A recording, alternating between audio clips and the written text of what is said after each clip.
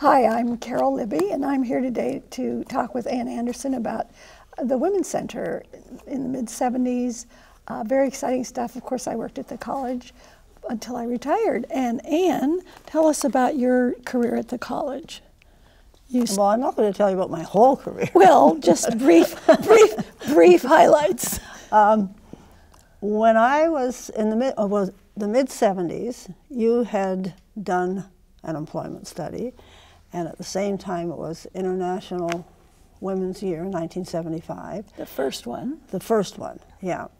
And a group of women in the English department, namely Mary Mano, Jean Ransom, Pat Burke, and several others, put together a 3-day conference on women and invited some pretty important people, like Rosemary Brown was the keynote speaker, and she went on to be a member of Canadian Parliament. And out of that came the women's, we loosely organized a women's action committee to work on equality for women. And we decided to name it the Women's Caucus because the Women's Action Committee seemed to be, I don't know. Threatening. Yes, I guess threatening, cumbersome, terrifying. So we called it the Women's Caucus, and out of the Women's Caucus came, well, at the same time that we did this, the Women's Caucus did a lot of organizing. We produced a newsletter, a monthly newsletter, that kind of thing. And at the same time, the provincial government determined that we should have women's advisors in each college in the province. And I was named women's advisor.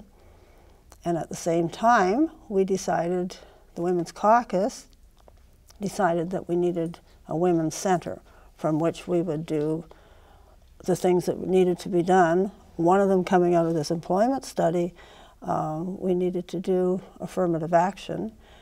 We also needed to do workshops for women and a lot of different things, which we can talk about in more detail. What was the first cause celeb for, which involved a woman in the working in the support staff that sort of triggered a sense of outrage? This was the Women's Caucus when it had just formed. We had one woman who was working in maintenance, one woman among men, several men. And many men. Mm-hmm. The whole maintenance department was men and one woman. And the woman, we found out, was being paid less than the man. And she did exactly the same things. The only thing that was different was that the men cleaned offices and she cleaned toilets, yeah. But she got paid less. And we finally figured it out that the reason she was paid less was that she did not carry keys to get into the office. And that was, I know, now it seems just bizarre. Well, it seems that was the reason. That cleaning toilets would be a harder job than yeah. cleaning nice, neat, nice carpeted offices. Exactly. And yet she got paid less. And yet she got paid less. So that was one of the things that that happened. I mean, we won that case, and she got equal pay. So that was the beginning, and that kind of gave us the momentum to move ahead.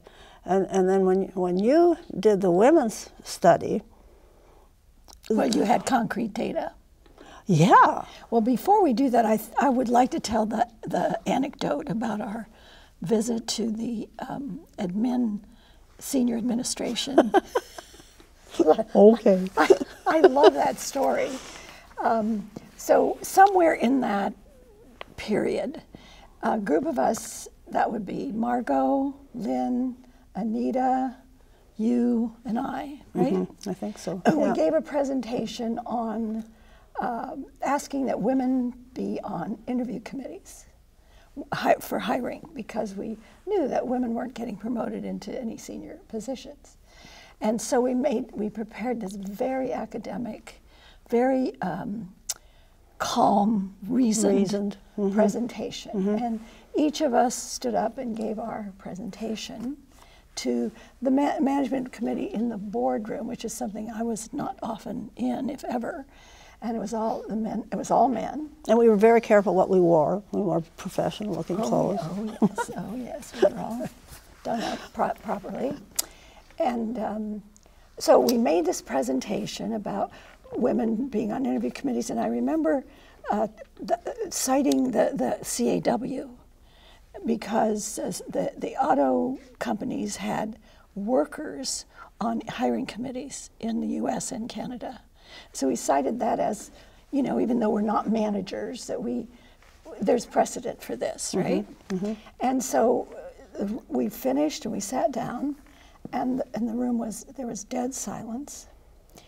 And at the end of the table, one of the senior managers, who I will not name, said seriously, "Well, whatever happened to baking cookies?" And I stiffened up, and Margot was sitting next to me, and she took a piece of paper and wrote, "Carol, don't bite." She knew I was about to throw myself across the table and throttle him. And fortunately, Margot, that was a good one. That was a good time. I don't know really what happened after that, but it was an awkward moment, to say the least. Yeah, it was. But we did get women on interview committees. Yeah. And I'm not sure how long we even had interview committees, but I don't think...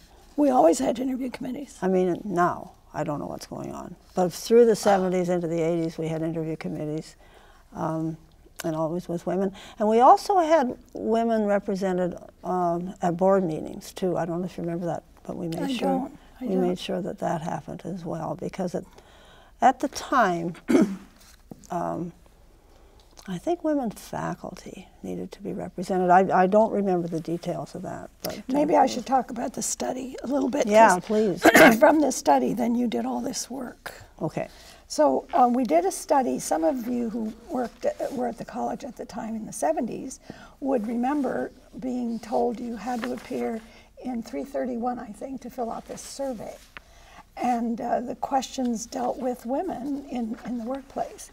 So the study found that support staff women, as we've already heard from Ann, were singularly underpaid compared to men. And the way I did the analysis, I compared men and women with the same years of experience and the same educational level in support staff, but the men were always hired at a higher rate of pay and continued, of course, if you're hired at a higher rate, you continue to get your raises, and the women continued to be earning less than the men. The administrators' salaries, same thing, were again lower for women than for men. Again, holding educational levels constant. The women's did sometimes start at higher salaries than men, but 10 years later, they were earning less, no matter where they started. And there were no women in the top salaries paid to men.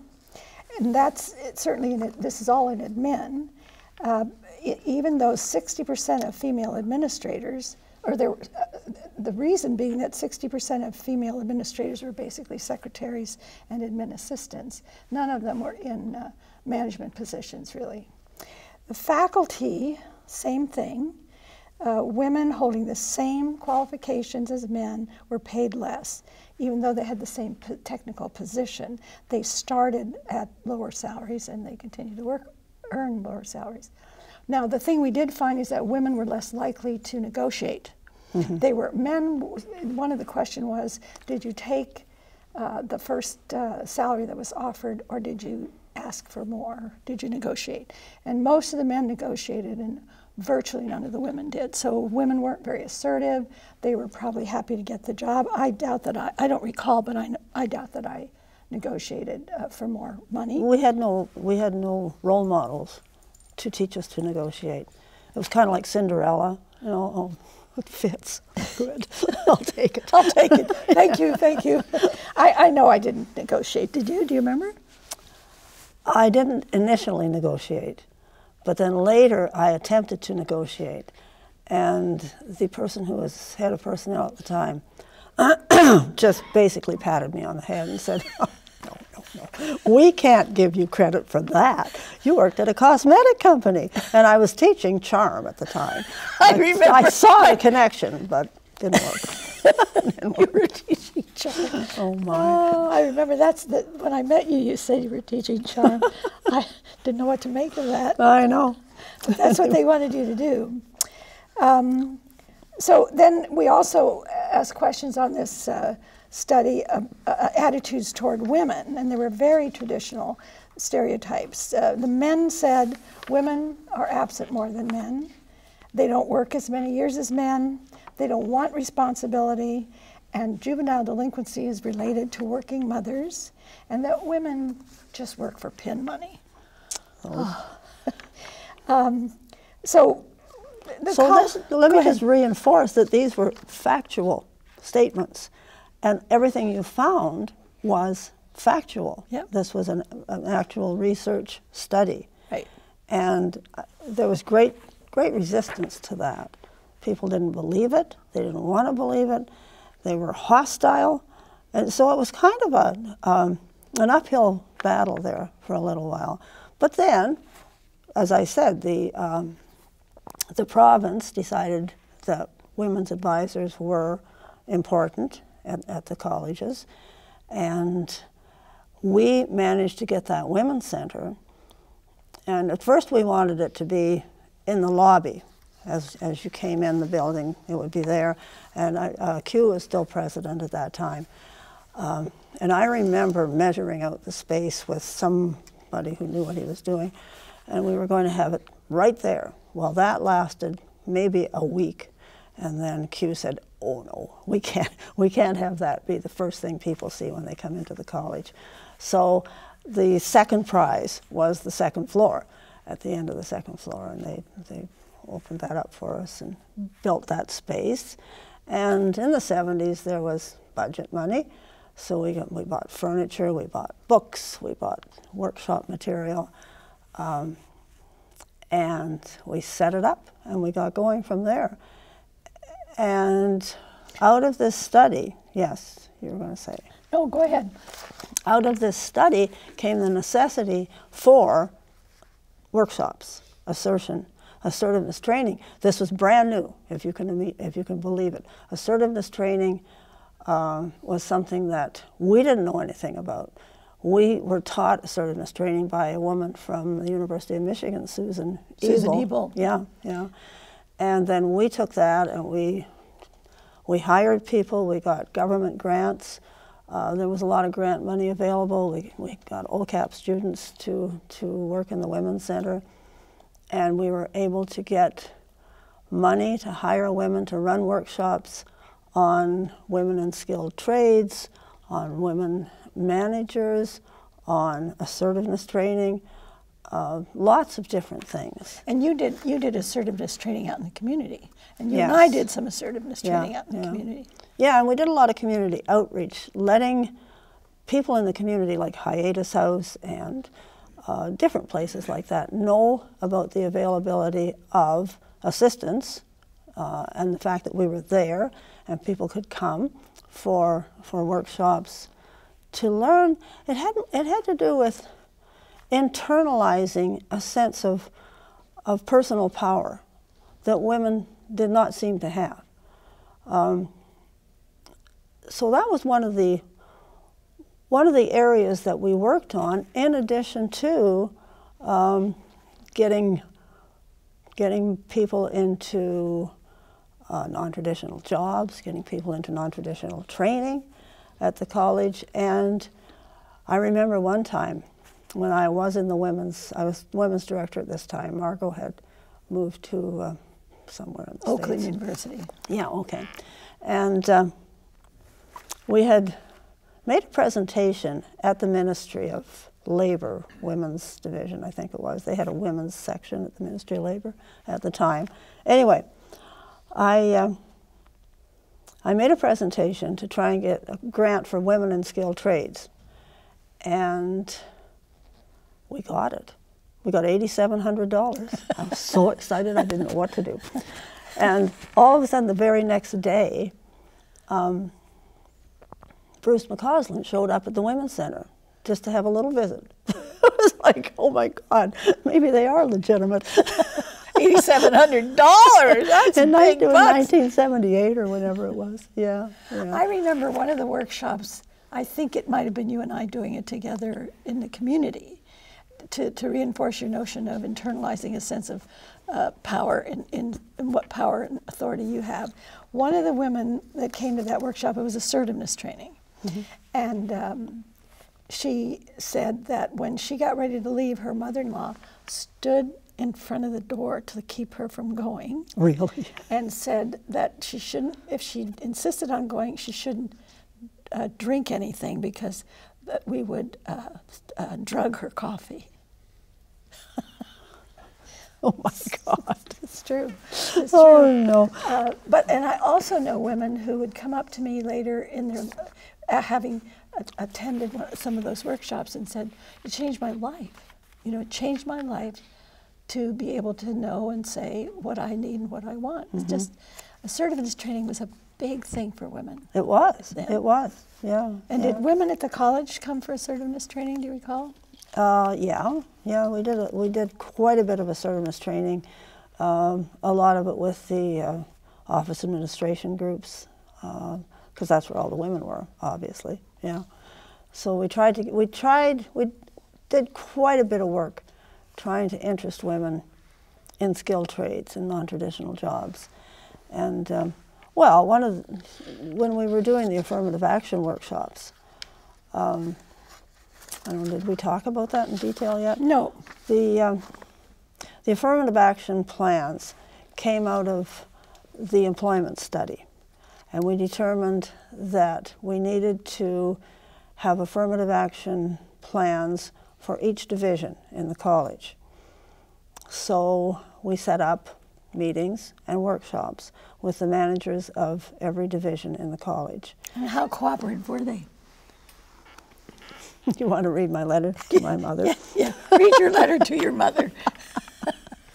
That's a great letter. I found this letter when I was preparing for this, and it's a little note that I had sent. Do you have the date? February 15th, 1977. And I have said here, I didn't get home from work until 6 p.m. because we're trying to do, I don't know if I should read this or not. Oh, go ahead. What's the worst thing that can happen? You can edit this out. They can't fire you. We're not true enough. We're trying to do affirmative action goal setting with all the divisions, and this afternoon was technology's turn. Trying to get a bunch of fools who are terrified of women and completely hostile to Margot and me to come up with their own goals to increase the number of and improve the status of women in technology would try the patience of a saint. And you know, that was my attitude in 1977. And you know, the thing is, years and years later, when I was, I don't know, director of student services or something, and a student came to me from technology. This would be in the 90s. And she was in a technology program. And she was one of 2 women in that program still. And she was quite beautiful. And when she said that, the boys in the class were hanging nude pictures of women on the railing, the chalkboard railing. And the teacher would come in, and he was a good guy. I mean, he was a nice man. And I'm sure he was horrified, but he didn't do anything. He didn't remove them, he didn't chide them, he didn't say, this is inappropriate behavior. He just ignored it and stood there in front of the class with those pictures facing the students. And I know you'll probably edit this out, but the student said that one day she came in, it was cold outside, and apparently her nipples were standing up, I'll say. What else can I say? Yep.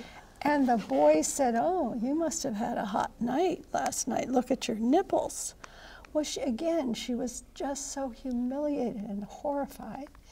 And eventually we talked to the faculty member and asked him to at least, and he was very, he was very empathetic and concerned, but he hadn't known what to do. And that's, it's still there. Yeah. I mean, we've moved a long way. We do have women in management now.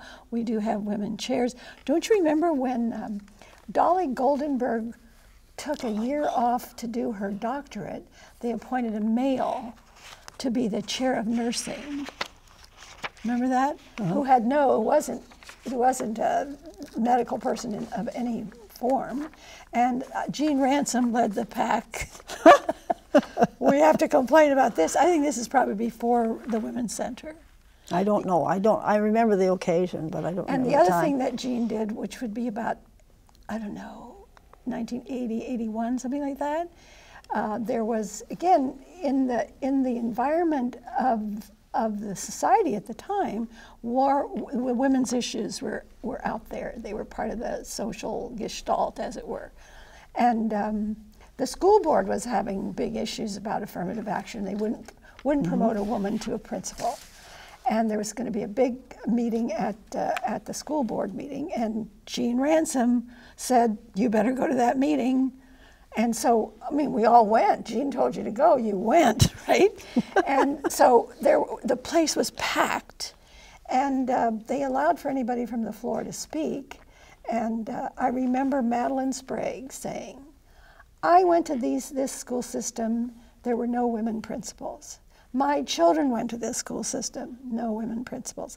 Now my grandchildren are at this school system and there's still no women principal." Or there was one woman principal and she has a PhD, none of the men do.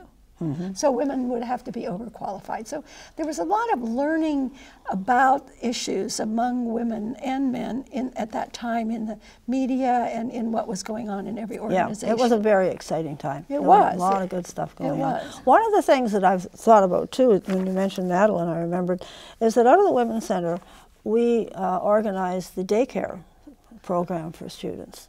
And that was a big thing. That was a big thing because there were a lot of women coming back and they had little kids and they were being prevented from coming back to school because they couldn't get daycare for their kids. So where did they do it? Where did they do the daycare? Do you remember?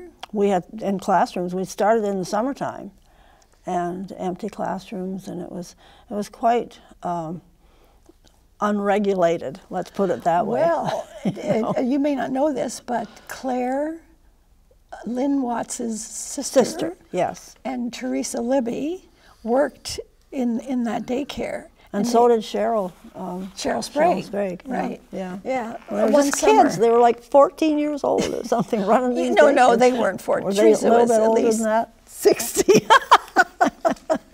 She was a university student. Claire was a university student. Yeah, they were out of high school. But, and they kept them safe and played games. But that's when my daughter learned she didn't want to be in early childhood education. That's another story. Oh, yeah, but that came out of the Women's Center as well. How long was the Women's Center open and what led to its demise? I can't answer that. I know that we opened in 1976, and the actual Women's Center, well, now, wait a minute. I have this written down somewhere.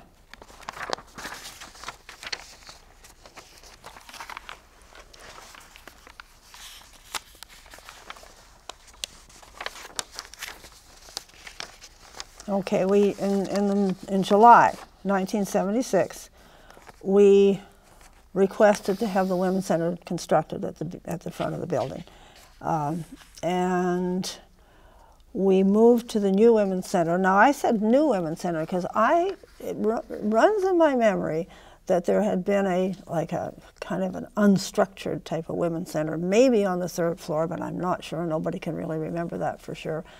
It might have been a drop-in center in a classroom or something, I don't know. Anyway, we moved to the actual Women's Center in September of 1976. And I was there until 1979. Margot left at the end of 77, and I became women's director in 78. So I was there 78, 79. And then I went into teaching, post-secondary teaching, and Mary Mano retired at that time. And she But moved Mary into Mano took over when you went back to teaching. That's right. So we kind of switched jobs, and she went into the Women's Center, so that would be July 1979. And I don't remember how long it was there, I have to be honest. Maybe till Mary retired. Well, she had actually, like, retired Well, that's true. from teaching. Yeah, You know, at that time you had to retire when you were 65, I think. Right, right. And that's what happened. But she worked out an agreement with Bruce McCausland, and she was in the Women's Center for a few years after that. But I don't remember. Well, I think Mary worked at a more personal level. She talked to students individually and faculty and support staff, and probably admin came and talked to her individually. Yeah, but the counseling I don't think kind she of did thing. a lot of outreach or campaigning for No, I don't think so either. That was, or running you know, workshops that or was any the of that 70s. stuff. We did Yeah, that kind of yeah. thing. Yeah. And I mean, I think when you look at where the college is today with our first woman president, and I imagine numbers of women in significantly responsible positions, making salaries commensurate with what men make. I think, and you said that we were a model for the province. Well, you were a model for the province. I can remember going to the women's advisors meetings in Toronto, and people came in from other colleges, and they were just amazed at what we were doing and that we had a women's center, and they barely got enough money to attend a meeting in Toronto. There was such resistance in some And of yet, the colleges. I'll just say this because Gaston and I made a presentation of this study at the Canadian Psychological Association a couple of years late when I got back from Europe and submitted my report. There was a report in the library, but I doubt that it's there. There were studies done by Algonquin College, seems to me, and well, I probably can't find it at the moment, but there were a couple of other colleges that did a study like ours, but whether they went on to do the things that we did. And Well, it was risky to do. I mean, there was I felt a lot of hostility toward when we circulated that survey questionnaire, and people were told you have to be there and there'll be a record taken and you'll have to sign. I mean, people were angry about that. And I mean, I don't know if you felt hostility, but when I was teaching, oh, that much. Well, when I was running one of the summers, I always did the new teacher training. And I remember one session, and you came to talk about women's issues to those new teachers, and it was a big group, mostly men. And, oh, they were so angry. I don't remember what we said, but probably we said that women are equal or something outrageous like that. They were so angry. And after you left, they began to attack me personally. And was it, you told me who this guy is. He worked at the out at Rhodes campus. Oh, right. Lynn remembered his name. I can't remember now. Oh, he's a really nice guy. He died young. Oh, no, White. White. Dan White. Dan White. Yeah. Had the courage to stand up and say, just a minute. We have to think about this. This is serious. You know, enough of this. I mean, I felt like I'd been drowning or somebody was trying to drown me, and Dan White pulled me out of the water. And it was very courageous of him to go against what all the men, and it happened that the majority of that new teacher group was men. There were not very many women in that group. I remember getting a memo once from, I think I can say his name because it was a nice memo, from Tom McCarthy. And it was after I had done a presentation to a group, and I don't know whether it was new teachers. I don't think it was new teachers, but I can't remember for sure. And thanking me. I was in the Women's Center, and he thanked me for doing the presentation. And he said, frankly, it went a lot better than I thought it would. I thought that was quite hilarious. Well, I remember going to a board meeting, and this would be, you know, the women's movement was well on its way, and I was running something or other. And I went to the board meeting, and they served dinner in the room next to the board meeting, and whoever cooked it, they were serving it home style. So they were passing the food around. And when it came to the guy next to me was handing me this, somebody said, "This is really good." And the guy handing me the food said, "It is good. Did you make it?" And I remember Brian Dabian, just his fork just stopped. and I said, "No, I didn't. Brian, did you make it?" But the truth is I didn't say it. In my head I thought, I'd love to say that, but I didn't. I just said no and passed it on. And then Brian started eating again. It was a different time, I got to tell you. Did you make it? Oh, it was a different time. But it was typical. It was characteristic of the way men saw women. Just like the question of whatever happened to baking cookies.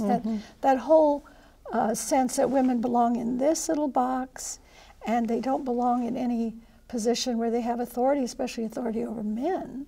And there was such fear and trepidation. And I felt a lot of hostility from a lot of people for it. I think it's different now. Final thoughts? Final thoughts. Well, I had one final thought. And it's not really a thought. I just happened to be looking up information about St. Clair College.